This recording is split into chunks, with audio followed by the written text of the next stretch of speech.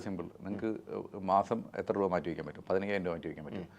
ഈ സാധനം എല്ലാ മാസവും എല്ലാ വർഷവും നിങ്ങൾക്ക് അതിലൊരു 10% റേസ് ചെയ്യാൻ പറ്റും. ഈ പറഞ്ഞ 1 കോടി തൊട്ട് 15 കൊല്ലത്തിനുണ്ടാവും. അത്രേ ഉള്ളൂ ചെയ്യണമെങ്കിൽ.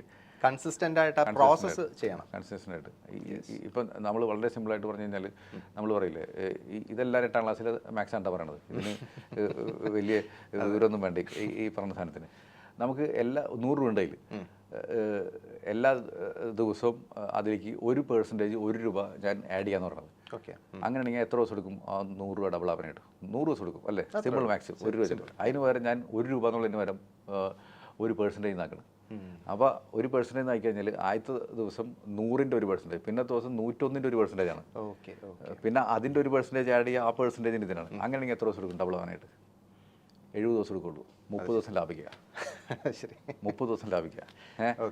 നിങ്ങൾ എന്ത് പണിയെടുക്കണമെങ്കിൽ, ബിസിനസ്സുകാരനാണോ ജോലിക്കാരനാണോ, എടുക്കണ പണിയിൽ വൃത്തിയായിട്ട് പ്രൊഡക്ടിവിറ്റി കൊണ്ടുപോകുക. ലാഭം അല്ലെങ്കിൽ നിങ്ങളുടെ ശമ്പളം കിട്ടാനുള്ള കേപ്പബിലിറ്റി കൂട്ടുക, ചിലവ് കൂട്ടല്ലേ.